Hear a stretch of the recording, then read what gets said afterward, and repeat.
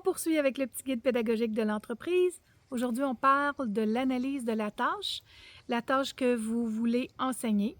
Donc, si vous avez la chance d'avoir un profil de compétences qui sert à cette tâche-là, vous avez déjà un bon bout de fait.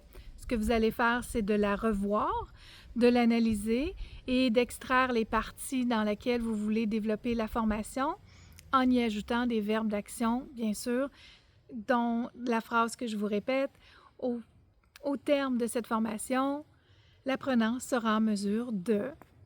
Et à ce moment-là, on va pouvoir dire quelle tâche on va vouloir qu'il fasse. Il existe aussi des sous-objectifs qui vont s'y rattacher. Donc, on pourrait dire au terme de cette formation, l'apprenant sera en mesure d'exécuter telle tâche en faisant telle tâche, en faisant l'autre tâche et en faisant celle-ci. Ce qui vous ajouterait vos sous-objectifs au-dessus du premier objectif d'apprentissage.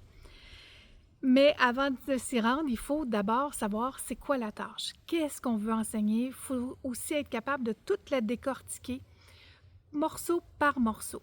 Vous avez choisi un expert de contenu, c'est super. Moi, je vous conseille d'ajouter avec votre expert de contenu un junior dans le domaine. Un junior qui va avoir la perspective du débutant. Et si vous êtes ouvert à ça, ajoutez dans la même équipe un futur apprenant. Donc, vous aurez la vision de 3 niveaux.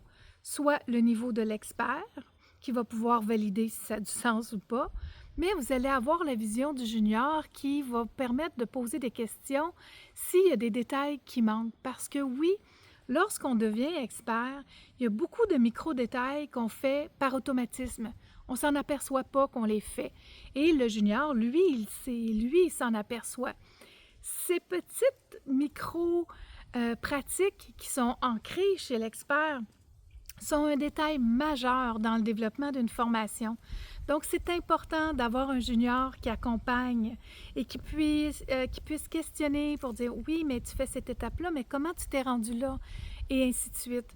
Donc, l'expert, oui, pour valider, pour s'assurer que tout est beau, mais le junior pour créer les bases, pour amener l'expert à une réflexion, pour lui rappeler qu'il doit être capable de faire cette pratique-là aussi.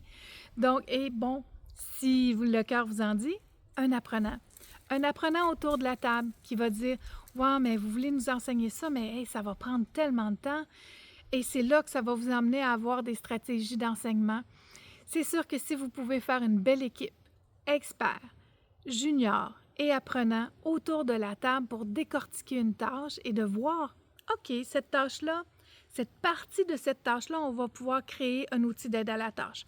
Cette partie de tâche-là, on va pouvoir faire un tronc commun parce qu'elle sert à plusieurs autres pratiques et ainsi de suite. » Donc, la réflexion qui permet de décortiquer votre tâche est un point majeur dans le développement de votre formation, mais surtout, elle va vous permettre d'être 3J. Juste assez, juste à temps et juste pour l'apprenant. Donc là-dessus, je vous laisse. C'est à la page 36 du petit guide pédagogique de l'entreprise. Je vous explique un peu les étapes d'analyse de la tâche, puis je vous en parle avec un savon à main. Donc, je vous laisse le lien en bas et puis on se revoit à une prochaine rencontre. Ciao, ciao!